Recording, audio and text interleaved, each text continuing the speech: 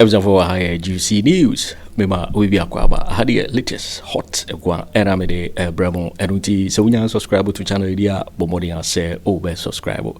We are say obe click the subscribe button. No. Na wabele notification. We are sa video for be upload. No. When the first person I want sa ebeka sa video. After we are now like video. Give us a thumbs up. Na fi. Share my work for so that when you be here now, who sem do anara ekoso ewo Ghana memoha. I think Temara Yebura ye Sema Abeto Yepnoso. A story be Abeto Abontia ye John Dramani Mahama, the president, Wakokra ye Prajambulasa, a Sembi Brema MPP Fui, Chese 1 or 2 Gusuna, 1 Trina Serenia Bassa. Nanuna ye Nanamejakon, Accra FM, where they Sema to judge say, what to be man a year, Katachi, myself, Frifa. Or to man or chese wa ya Okatakyie pasa na no chese asem enye no kre ya Akufo Addo penso ena wano kofa sa prajambulance e ba ya wane de ko ye not na no na akoye ensem bebre tetemara ye ko na nama jako akachi na yenkuti ensem a wode atudwa a wo to bi man Katakyie mensa afrifa entetemara yenti ne ensem a wode atudwa yenti no sa pragio se mkan se pragia mo amunim kan pragria o se pragra o se din ambulance si bi apie ya omode tag president Mahama omode chichire no se president Mahama ne de bae na se wo hwe se after 8 years MPP aban eja Ghana ka 721 billion Ghana cedis eka ya aban ni dija MPP abandi ja NDC aband 721 billion Ghana cedis. Hospital baako pe kura eye adwuma se ye wie hospital baako pe na ye di bibia gum nurses fo wom doctors wom patients wom eye adwuma no o ma anye bi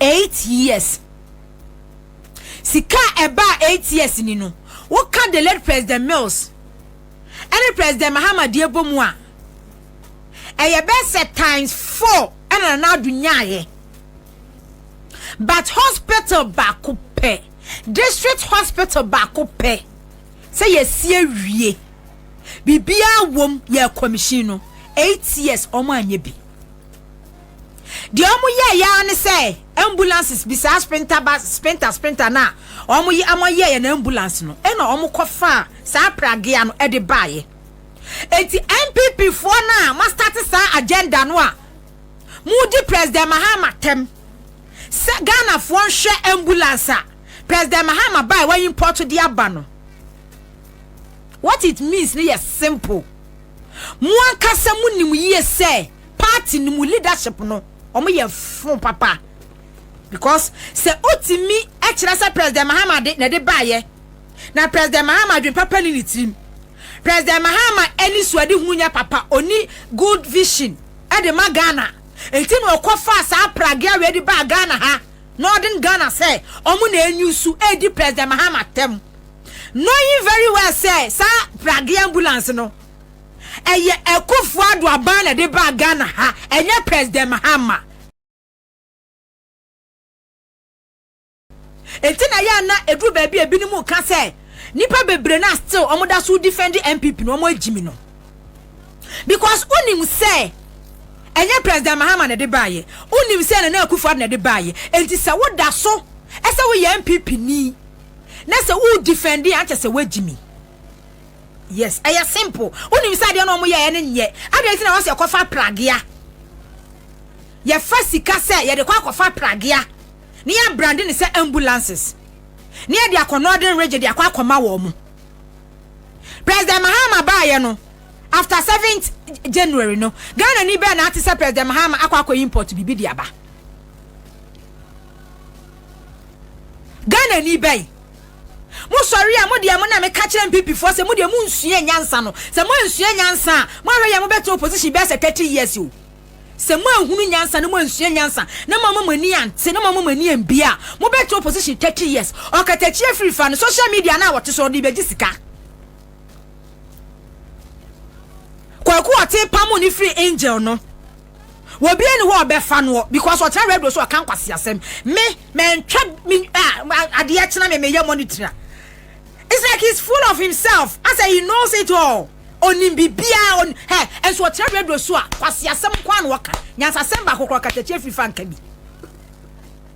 And our otchere radio sura and 1957 and 1947 and he ordinary historian abakwa sam nkwan waka on Kenyans asem Okatakyie free fire MPP ni e defend MPP etna injure FM ni injure TV so say oh Bawumia dan di wa wi ni awie oh Mahamadu oh ma oh Bawumia MPP awie ni awie save bi onkoye on northern region there Bawumia bubu ba bia wa fa ba bia eti enya Asante region ne ka ho na se ne enya hase kakra ka ho a oh Bawumia awie ni awie ena Bawumia lusu ye na Kwaku ote apam no so fa ne nkwase asem nko ena wakwa akwate social media so no ti YouTube so na mo NDC fo no kwa na nam kohwe ni page kwa mo so kwa mo so magimi ana edi asa no waka akwa akotie ena wonu start pragia so what it means is say enipa no a wonu de target president Mahamadu wo hu say eya de fun wo hu say eya de fun nyansa bi anim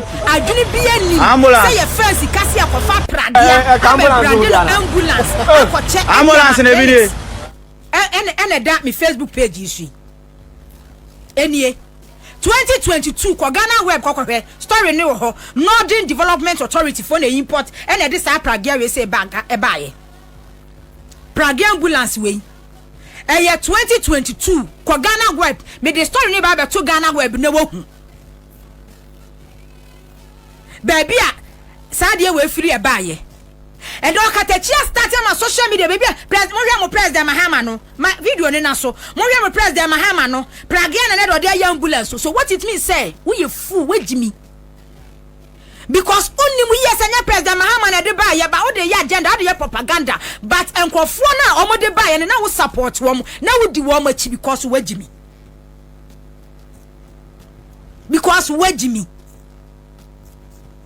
entina na wo defend support no na wonim se ne ma wo mo ye no emfa kwa mu wonim se ene ma wan kasa political party na wo support no o mo ye no emfa kwa but because of sika wanya platform a wo de gigi entino na wo support wo mo e defend wo mo se president Mahama na de ba do yaban fun MPP for se president Mahama na de ba ya na ni nteye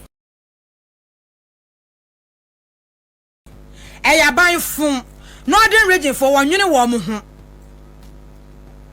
ompe wo masem enti no de baaye enti se wo kasa atene fa ko na Akufo Addo Bawumia so vice president 8 years do de ko northern region no ena MP story no kwa me the story ne ma other videos no ho no mo fa other videos no nyina nguso mame mo fa ni nyina nguso mfa mame ofa be bia obia me se obia hyada kwaye ho voice pop wo kumase ena mami bi ena president Mahama yanu ye ho pragia de ambulance me ka kire wo se wo sorry na wan pe TV papa bi anhwe radio station bi no wantie nsem na sa enkrofo na om ye stomach journalist fo no wo kodi wo machi amasa wo bedani kurasini wo bedani jimifo wo Ghana ha otna so YouTube ho no mo na wo kokodi na chi a enu wo di benya sika na pragia abubu ya we ya wo de kakofo bi amanija hospital ni we do we are enjoying our happy independence we ka kanu na say eyizu ambulance we ambulances for emuno chiawa John Dramani Mahama atodiama no for say omunfa nko omuche compound no bi yare a omotini area kofa nipa ko no edina ko hospital na pragia abubu ya we ya wo de kakofo bi amanija hospital ni we do attention seeker okay meba nkonko tie sound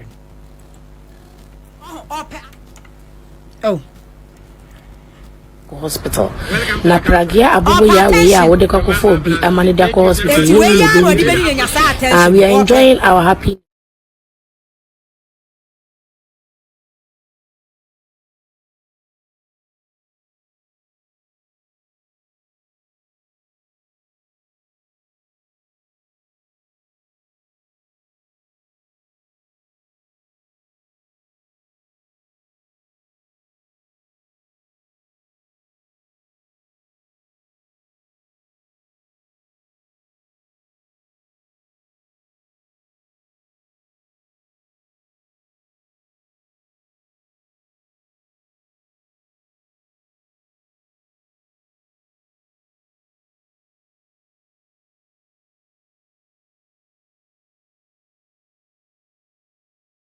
we are what the Akufo Bi Amanidako Hospital, you will do hospital. Na Pragia Abubuya, we are what the Akufo Bi Amanidako Hospital, you will do. We are enjoying our happy independence. Mikaka Muna say a yuzu. Ambulance, we ambulances for a monochiawa. John Dramani Mahama Ato Diama a yeno for say. Or moon found call chip compounds no be area or much to me at the Akufo Pakono at the NAPO hospital.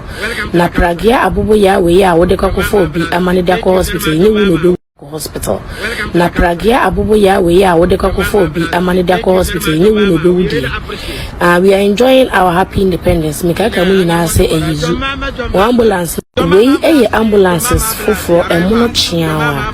John Dramani Mahama Ato Diama a yeno for say. Or moon found call chip compounds no be area or much to me at the Akufo Pakono at the NAPO hospital. Na Pragia Abubuya, we are what the Akufo Bi Amanidako Hospital, you will do. Hospital. Na Pragia Abubuya, we are what the Akufo Bi Amanidako Hospital, you will do. We are enjoying our happy independence. Mikaka Muna say a yuzu. Ambulance, we ambulances for a monochiawa. John Dramani Mahama Ato Diama a yeno for say. Or moon found call chip compounds no be area or much to me at the Akufo Pakono at the NAPO hospital. Na Pragia Abubuya, we are what the story nini. This is the story. Northern Development Authority procures 30 tricycle ambulances for health facilities. This is the story. Story no me yes ye be screenshot date ni nyina. Near the ato so ama Ghana fu ehunu story no. Omo ye no. Okay, where ye GBC. Oh, me kram say Ghana web. GBC website and I'm a fast story. gbcghanaonline.com. 25th December 2022. And one more yes our story way. Na yes Sunday 25th December 2022. And one more yes our story way. And the Upper East Regional Coordinating Council has received some tricycle ambulances from the Northern Development Authority for onward distribution to all the districts in the Upper East region. Was say this is expected to boost the ambulance services in remote areas in the region. Now, okay, story ni ba enye, right? Or say the Upper East Regional Minister, Mr. Stephen Yakubu, commended President Nana Addo Dankwa Akufo Addo for the intervention through NDA. This is the story. The Upper East Regional Minister, Mr. Stephen Yakubu, commended President Nana Addo Dankwa Akufo Addo for the intervention through NDA. So, story ni 2022, 25th December, and GBC online, yes, our story wing. Ambulances, no, and we move say omu distribute ako remote areas. Amoma Kwaku use. Na essence abreno MPP communicators, stomach journalists form Ghana hanamono. Na omo funu omo denam, no omo to omo adwene, ene omo nyansa nintino.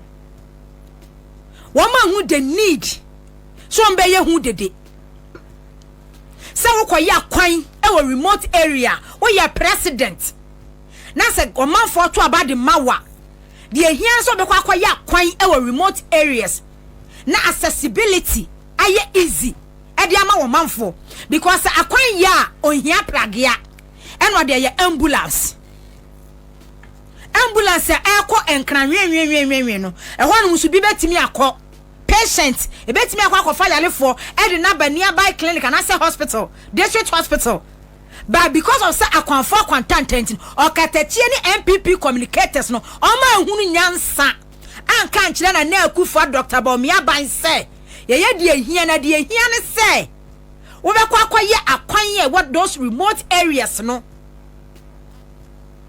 no musu no etimi anya pomde papa ahwa kwan enye enti na Akufo Addo tenase hu yese odi ambulance ko hwa enye yie enti pragian wo mu import no mu branding ambulance no mu fa nkonkoma wo mu wote Ghana ha 2022 esan se wo fu ana wo de nam politicians so mafu ana mo sorry am de nam politicians so ntino wa hu ni nyansa adwene ni nyansa ama wutirim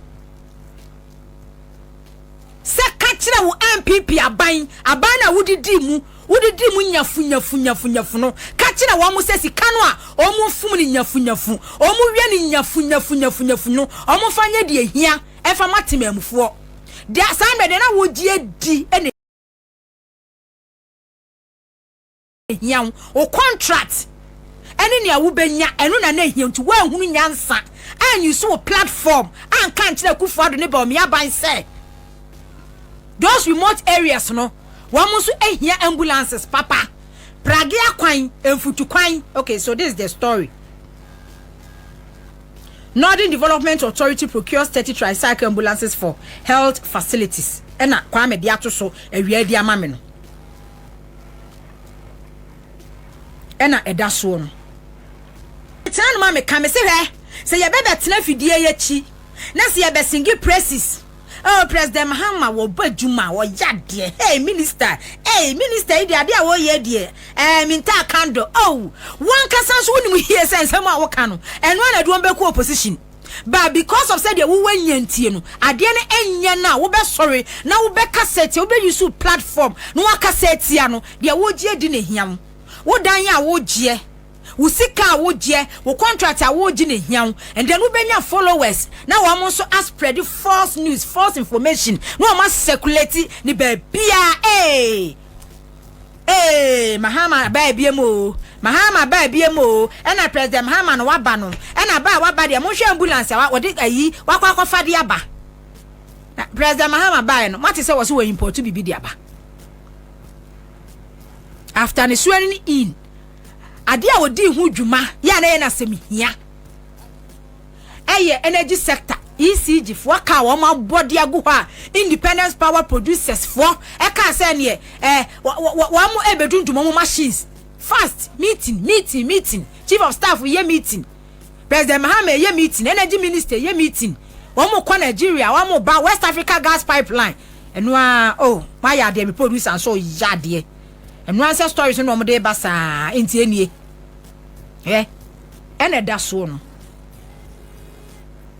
na nkrofo afa enam kumasi dwem because one mo de okwa abenya nkrofo ya wo ma dwene mu ha o mo ofo na o ma di o ma chi na o mo sa wo mo de adwanyu na wo to data o mpe bibi papa na wo fantie na wo fa nhwe wo bia wo no ya pam no afi ni radio station oni TV station radio bia akọ enti wa set up studio do abeya ne so wo be kasa ade agu ayimframem na YouTube fo atua ne ka na TikTok fo atua ne ka na watwa ntro de agu nkrofo so na odi jisika na odi jisika se nipa na de akye a wo kwana akokodi na chie ena akokotie no se nipa na wo kwa wo kwakosa no ba me clear na maka kire Ghana fo ya awia mu hwe menyina se President Mahama wan kofa pragia ambulance bia ma Ghana ha onye kurasi ni sa ai onye kurasi ni sa wakwa fa pragia ambulance edi aba onkofa ebi mai enti on say enye MPP for na e kan President Mahama kofa omunim se eyade fun so ubu timamufu ani mutia sama kwan ye fun mu de munya ambulance papa enye nwen ni bia mu de mo nsem fata de mo sefata eye pragia enti pragia ne de bema mo ade achia eya mo sanso nkotie me se NDC for nkwa no mkotie omkwa na wo social media so mo so na twetwetwe NDC for no mo na twetwa omu na obehunu mo twetwa na omo hye anya se omudi na tem amu sana omo de ya popular o sana omo pe oba be di ntro na wo follow na adi na chi na watu di na chi oba be ka enkwase asem de agu president so minister so na mo twa na mo circulate wo mo platform so na mu eno sana wo pe sa na wo ma na sana wo no wo pe enti sana obeto akoso ade ne platform aye enye bibi papa bia na oba be yo enye bi he omo be sorry and ya co site bi enkrofo ya illegal mining he me see they are involved omo wom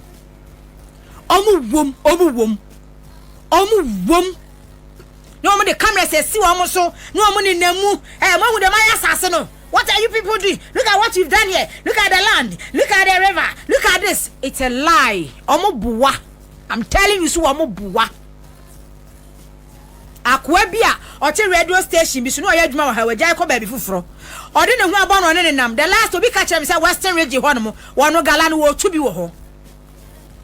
Otu gala ni bi wo ho no mo pa. Wo tu bi wo ho. Eya mo microphone fa omo that fake life, fake nema no mo ye no emfra mo ani. Because Ghana Hanum no Okano cry where Movia dear to President Mahama 2016 because no Okano cry the new credient at the new opposition but obi eka entro enfu tro obi etu enfu tro edigu Ghana for any so oh eno na Ghana for pe so obeka che Ghana ni say 1 + 1 ye 2 dear on peda obeso ka che ni say 1 + 1 e 15 se 13 wakofan he no de beka ho do person what ya ne say 1 + 1 enye 2 eye 15 Ghana for pensem watie enti nkrofo so take advantage os trase na ono akasa create bibi huhu no de ba betum boom na aye he na nkrofo sawo na nkrofo seculate na nkrofo ye masa you should time for ye bibi o enti ye pass say national service for kwa no mo be ko military training abrochiro mo ye an uwie school na say wo ba be national service me ba sapum say bi beto no eye pa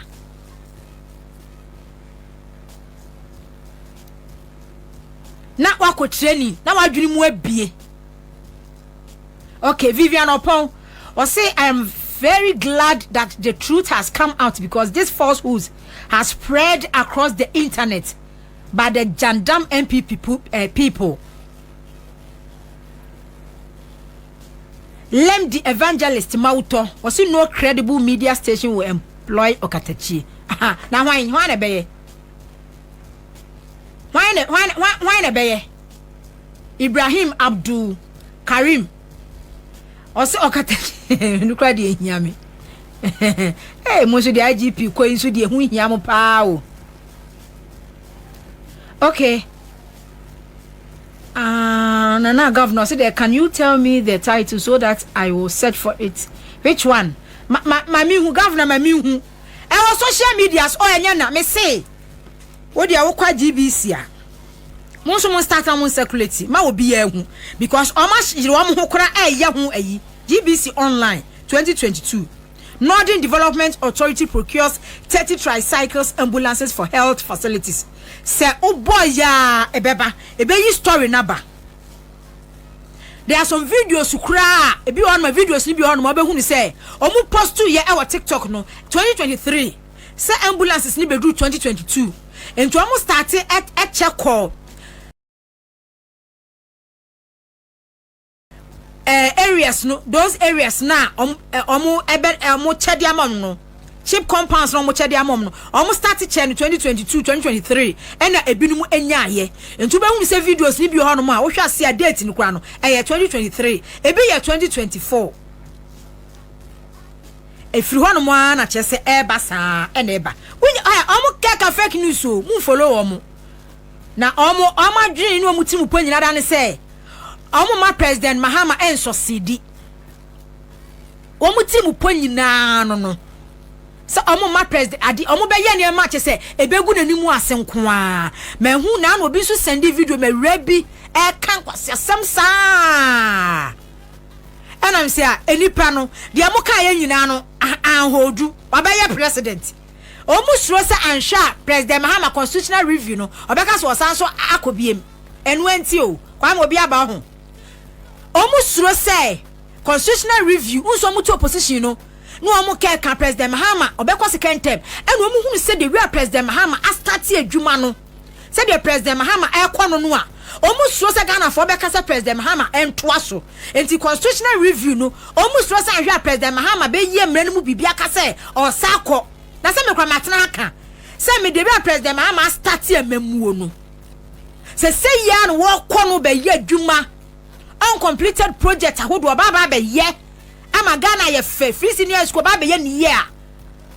Ah, na so obeto aso ananke ye mpere so obeto so. National service ambulance ba be ye service a. We be call military training for some months. Sa na America num Europe num nyina countries bebre. Sa na omu nyina ye no discipline. Ehia in discipline. Ewe Ghana high society mu no. Ekoso dodo. Enti eyadia ebeboa pa. Ukwa 3 months and san ya post 2. Eno kra no be keep you fit. Na wati media ye adwuma. So ahu. Ha, ye post 2 na ukwa. Na ukwa kwa ye adwuma. You don't want the situation say no phone. Okwa adwuma ne. Adechi a wonko 2 days wonko national service for ni bi akwadro. Onu so na bosumi no so ya o palette first. Onu so onsan so mpebre. Akwadro sa. But se okọ military training for some months. Be the first 3 months na. Ni discipline no woni training ho no mo an mu gumuram. So dia fonde tie. Mu do mu nambush ni mu afam anu o mo we gari. Ni sugar no anu o mo wia no mo namu anu mu pia. U post na baby ane be ko be yiri no ho aye adwuma. After the service no lateness abadwuma efu wo mu after the service no I was so reporting 8 emo 7:30 no our office 7k no ho 8 no start adwuma emo 5 hours sorry ye abadwuma in discipline wo mu too much in fact am nya adwuma obekọ office na nkrofo ada na no ye close akfo ni close akfo yi declare strike say na death and birth for say birth and death register ya president Mahama akwa yi no a enti omu nkoi close akfo ko various assemblies MDA no ko officers ko hwe omu nya hwe o me say omu nya hwe president Mahama kura ba ye di omu gu ho sa atwo omu nya hwe wo ko assemblies na district assemblies municipal assemblies any ministries 8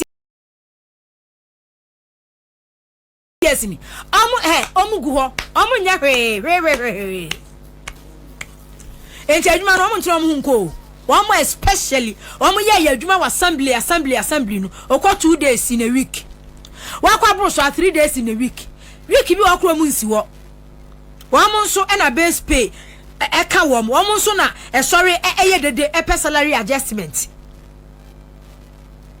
she nkoso she teacher ni kwa adwuma ogina ne nan so betira de efra no pa ya wokoye amake work dodo a ode man nkwara amake akopem se obepon nurse ni kwa adwuma okọ no woba OPD na okọ no woba no okọ ward no odi aminika no oho na wo ye adwuma no okọ no woba other institutions ba closac members ene me na mtia na me komo po me challenge me na na ama na meka closac ministry said my phone go akwadro amunya hwe wo amunya hwe me wansa na lady bia frame ye ko strike no mo ko strike say ya I see a declare strike see antinafi and I was na mo adwuma be na mo ye twetwetwe no wonsre and I was mo ko adwuma pa e de adwuma na mo ko am kokoye omo ko di nkomo saa no ma so no ma be fi hwe nkoso bibia nkoso wo ho Vivian Opon was in Anama, please. If you do not listen to those Jandam MPP people to refute, okay. And Tina Auntie Vivian Mokoko to refute their falsehoods, they will keep it up to pollute some of the citizens' mindsets. I see. I see. Okay. And would Edroji Ediabano was it so toko so na se wutie la or say utoko so lies when repeatedly heard become the truth to the ignorant. It's true. Make me who story na fast me boy na mu yesese way back kra no kra utie entro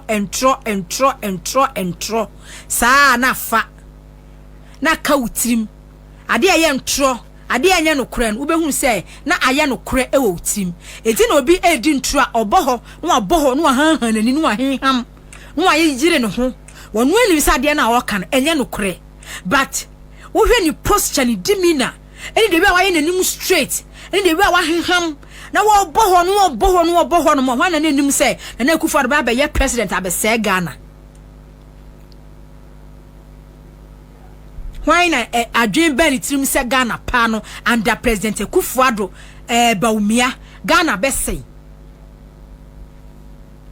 obi eni hwana mo awodwen sa da obi adwen sa ama obi atirim sa da se under Bawumia Akufo Addo Bawumia Ghana because and someone no kind from way back 2008 and almost a strategy no at about 2012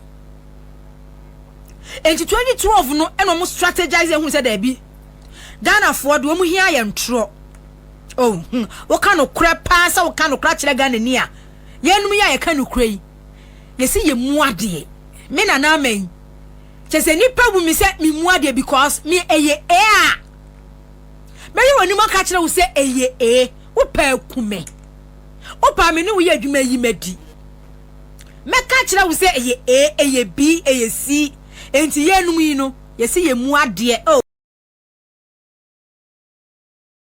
o mu ade ene ye be ka o mu ade sa na aka kire because enipa mpe no kore na yenu so aka no kora se president Mahama no ye fi wo society o ye aka no kora se president Mahama no ye fi wo ye society president Mahama pan ni musa sama me ba be kan se yakọ IMF Nelson Alawa teacher training Alawa ye loan scheme said the other tertiary institutions agye no enti no ane se wudru hwa no mo a wo ho kire wa apply kwaju loan wo so kwa tertiary na efa ko wo school eno ne papa no o se ye ntue biem o wo bi se kai metua oboa sika wo ho yeti sika so sika wo ho enti metua wonu anka se nim ni ye se ontua onim passe wontua eni onim passe ade na wo aka no so no just say edwo how beba because that na quota system bi ani babia na quota ye adwuma that am quota ne ye adwuma because of allowances ye twa dey met teacher trainee ye twa dey ma nursing trainee enti wo se yetimi 5000 a ye hwe tika for 2 on budget ebe cover ni pe 2000 enti e fa ni pa 5000 be fa 2000 enti ye nyi allowances ni enfri ho loan scheme said you invest for na apply so kwa apply bi na ni pa 5000 yemfa wo mu nyina yenkutu wo mu nyina na wo mu nko school no ye se da MPP so mu betua MPP wi ni ya pe na health minister di mamanu mu di quota system e bae eno mu di quota wo mu introduce quota system no kra no na alawa no kra no o mu ntua ba esanse nipa Ghana ni the opesa wo tie ntro de we yetete Ghana yetete ya ma wo Ghana hanum na nyo ma me hyadam a o se ka kire ni se mini ho de we yetete abrochefo nkwara nte sa o abrochefo nkwara yemfa eye bi enu nti na akwara abroche ni akwara atimi kodi adanse me ejeli wo maame because entity ya akwara na nya no said you obehu bi aka enti opapa ye bone a enti na broche ni akwara se opapa ebu o maame a otimi fa phone etwa police efre 199 ema police fo ba fie ho e kire ni me papa enkwasasem a wodi wo fie sasem no so court nso a de ewo mu bia akwara no behu bia na obeka me hu video bia akwara ba mu se wo be se 5 years 6 years o mami ni nuya wu na o mami any key suspect ya o mami gina adakem akwara ni describe ye man paper ne pen wo twere kwan ye fa so o mami ekun wonu ani nyina ama ye jeli mami no bagana de way tete ye ahyase no ye tete ye nya no ye de entro eni hu ena ewura ye mu enti ye pese ye beti no kre eno na ewura Ghana politics mu a asem no kre pa the politicians entro nkoa Ghana politics aye entro full of deceit ni lies ni futro eni ye tugdi gu mframa mu sa because eno na Ghana ni pese what oh, allow me the baba. Betia. Mary store teacher training allowances. Next 6 months no muntu ebida. 7 months no muntu ebida. Obi timi ko whole year na wanyi bida. Obi ko 3 years under President Akufo Addo. The whole 3 years na lawa onya be 3 months 4 months pe. Wenye biem. But because of say ye pe entro na etienti no. Even after kra say Omuntiano still 2024 no almost had the propaganda until Vice President Dr. Bawumia ekwaji nanim guase ewa school for onko da anim until say odiye campaign gina so we have restored nursing training alawa we have restored teacher training alawa emma student ono akwa form 1 form 2 form 3 osu wonya bida omu seniors koransa nka Expósey Dr. Bawumia ewo public and odi America few weeks to the election best 3 weeks no and any run say about 3 months na ba 4 months na ba omutua eto aso saa eyen yankopon na bu aga na nkomu wini yankomba ye yankomba oh kamomu gade omunya ya no munya but omu de aye campaign no mu ye Mahama bo betwem se Mahama bo betwem President Mahama ba a loan scheme uko basic a free senior high a free unsa so nko tertiary free sa a loan wo maame no papa betimi ahwewa omo nhwew se wo hia loan a eno anso akono akwaji bie na wo de ko wo wie school a wo ye service wie na wo ye adwuma se na yete wo mo da bre se 40 cedis nom 40 cedis nom ni 50 cedis nom na ye bete wa Elye say ye ba beto say bosumi ba beji 2000 kwa na yete 100 Ghana. Omo tenem kitu 40 cedis 35 nom sa na omo tetia sa na omo betetia ekopem so omo beti bewi. No wade ho na mo baby. Na see be ma alawa na 6 months alawa ma na adu ani atoso. Enti na esi ni bia mi ni di nkomo ose ma. Hwe obi free school mu a wa crash schools wo efie so wo school o free school Friday obe fie anopa obe school anopa akwahye mu a okopesika week no obe use sabe no mada ni prostitute e wo school but se alawa no ani ho ena student loan no e wo ho no mo no akwa akwaje wonim se busumi bia se ni wo ba benya busumi bia obenya ni 500 obenya ni 600 ya odi be twetwa no ho a enu anu no akwaje na ni loan na chese woda so every month bia no woje na eba no woje every month bia do so kokoye bia no aye na ne nseka na wo kwa wanim na enkonkwa ye se chese ye de entrose ni patrim enti Ghana ye nka no kure biem but ye tie ntro na se de Ghanaians are discerning no se de enipa adwene mu da ho nipa adwene mu abie because Ghana for na ye hu wo mu 2016 Ghana for hu ye 2020 no 2024 ye kire politicians wo Ghana ha say we are discerning people human being ene wo Ghana ha he said ye adwene no emu ate adwene mu da ho bejimi bre no etwam yo divo waiting and somewhere yeah na Agyarko edi atudwa wa brobro nsembrebre so atutu bidi amane eye Okatakyie mense free fry nyina gina ye ambulance akoye nsembrebre na wore nsembdodo na right na atudwa ka say so nya subscribe to channel dia bomodi and say obe subscribe na fi wa like video don't give us a thumbs up na fi share ba wo foforo so na wenye bi hwe na wo hu nsembdodo na ra ekoso e wo Ghana memo hanom uso with me atchere wadwen afaye so we nyina ho ewo comment box mu no wete binkabi in my next video. Thanks for watching. Like and share the video. You can also drop your comment. Please don't forget to subscribe. Click on the bell to turn on the notification.